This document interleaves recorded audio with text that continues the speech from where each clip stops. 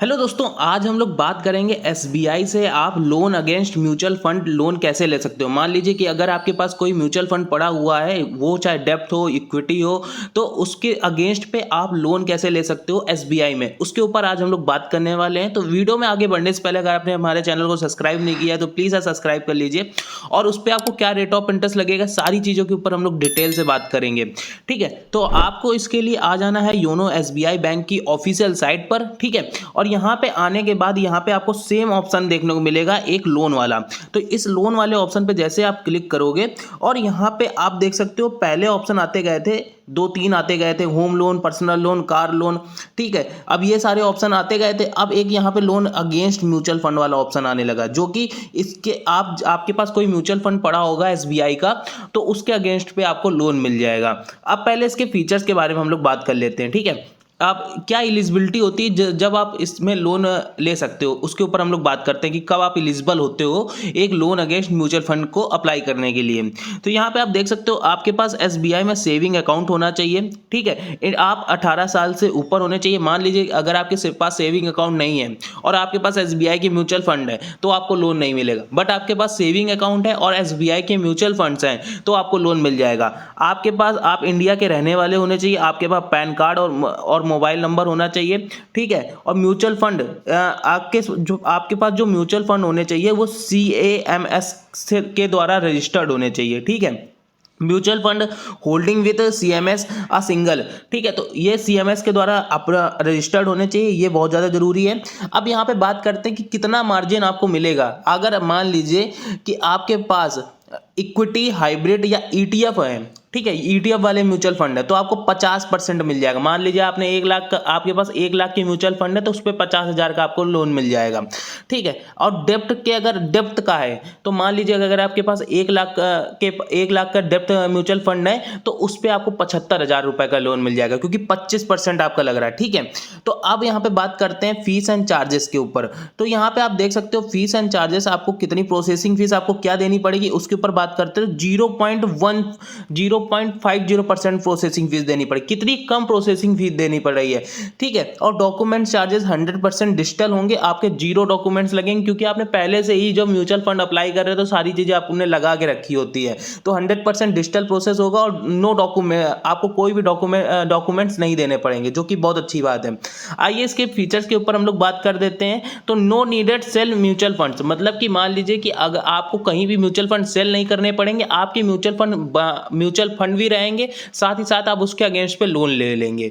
ठीक है, क्योंकि अगर आप उसके अगेंस्ट पे जब लोन लेंगे, लोन चुका नहीं पाएंगे तो आपके म्यूचुअल फंड बंद कर दिए जाएंगे, सील कर लिए जाएंगे, उसके वो आपको नहीं मिलेंगे। ठीक है, तो आपका लोन देखो, अब अगर आप लोन टाइम पे पेड करते रहोगे तो आपके म्यूचुअल फंड में छेड़खानी नहीं करी जाएगी, वो टाइम टू टाइम चलते रहेंगे। देखो, कंप्लीट डिजिटल प्रोसेस होने वाला है। आपको कोई भी प्रीपेमेंट पेनाल्टी नहीं लगेगी। नो EMI पे एट योर ओन पेस पे लगेगा। इंटरेस्ट ओनली यूटिलाइज अमाउंट, अगर आप मान लीजिए कि आपने 1 लाख का लोन लिया, 100 रुपए का, मतलब 50,000 का लोन लिया, तो उस पर ये आपके डिपेंड करेगा आप कितने लाख का लोन ले रहे हो, उसके ऊपर डिपेंड करेगा आपका इंटरेस्ट रेट। ठीक है, ये नहीं कि आपको एक रैंडम अमाउंट पे आपको इंटरेस्ट रेट दे दिया गया। ठीक है, अब हाई लोन, और अभी आपको हम बताएंगे कितना % चल रहा है रेट ऑफ इंटरेस्ट, उसके बारे में भी बताएंगे। लास्ट तक देखिएगा, सारी चीजें आपको समझ में आ जाएंगी। देखो, high loan of the case about डेप्ट म्यूचुअल फंड, मान लीजिए कि अगर आपके पास डेप्ट म्यूचुअल फंड है तो उस पर आपको बहुत ज्यादा लोन अमाउंट मिल जाएगा। मिनिमम आप यहाँ पे लोन अमाउंट ले सकते हैं 25,000 का, मैक्सिमम आप देख सकते हैं कितना ले सकते हैं, 10 लाख का ले सकते हैं अगर आपके पास इक्विटी म्यूचुअल फंड है। ठीक है, और अगर 5 करोड़ तक का आप ले सकते हैं अगर आपके पास डेप्ट म्यूचुअल फंड है। डेप्ट म्यूचुअल फंड अगर आपके पास है तो आप 5 करोड़ तक का लोन ले सकते हैं। अगर आपके पास इक्विटी म्यूचुअल फंड है तो आप 10 लाख तक का लोन ले सकते हैं। आइए थोड़ा कैलकुलेटर से हम लोग थोड़ा चीजें समझते हैं। ठीक है, इक्विटी म्यूचुअल फंड है, आप देख सकते हैं कि इक्विटी म्यूचुअल फंड में मैक्सिमम आप 50% तक का, मान लीजिए आपने 1 लाख का लोन लिया तो 50,000। अब यहाँ पे देखो कैलकुलेटर है, तो यहाँ पे हमने अमाउंट डाल के देखते हैं। यहाँ पे आप अपना अमाउंट डालेंगे। ठीक है, तो जैसे यहाँ पे आप क्लिक करेंगे तो आपको अपना कीबोर्ड खुल के आ जाएगा। तो जैसे मान लीजिए कि मेरे पास 10,000 के इक्विटी म्यूचुअल फंड है, तो उसमें मुझे 5,000 का लोन मिल जाएगा।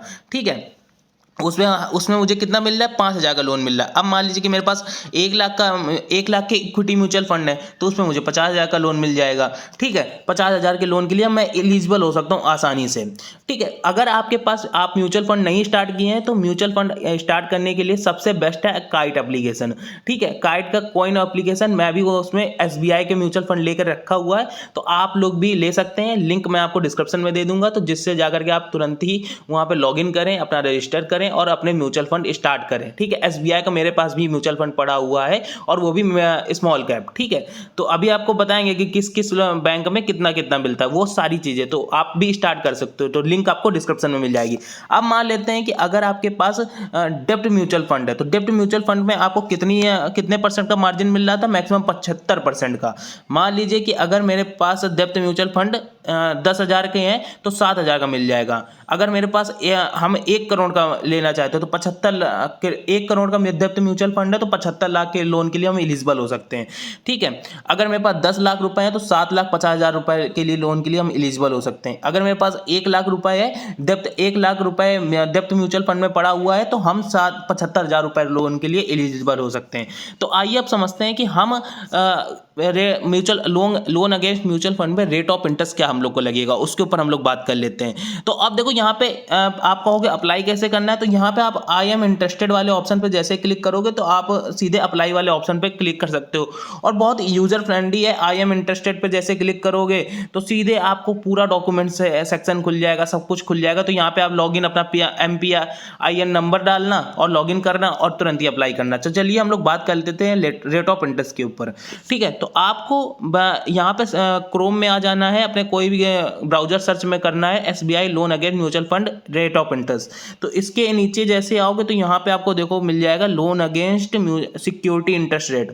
ठीक है, तो यहाँ पे आप रेट ऑफ इंटरेस्ट की हम लोग बात कर लेते हैं। तो यहाँ पे आप देख सकते हो कि आपकी 3 स्कीमें चल रही होती हैं। यहाँ पे स्कीमें आपको देखने को मिल रही हैं। लोन अगेंस्ट शेयर, एक है loan against share mutual fund and dual advantage fund के अगेंस्ट आपको स्कीम चल रही है। ठीक है, जिसमें आपको 11.35% का रेट ऑफ इंटरेस्ट लग रहा है। लोन अगेंस्ट SGB के अगेंस्ट अगर SGB स्कीम आप सेलेक्ट करते हो तो उस पर 10.85% का रेट ऑफ इंटरेस्ट लग रहा है। अगर loan against NSC KVP RBI relief fund और सरेंडर वैल्यू और SBI लाइफ LIC SBI मगमन, तो अगर इसके अगेंस्ट पे आप इस स्कीम के अगेंस्ट पे अगर आप लोन लेने जा रहे हो तो आपको कितना रेट ऑफ इंटरेस्ट लगेगा, 11.35% का रेट ऑफ इंटरेस्ट लगेगा।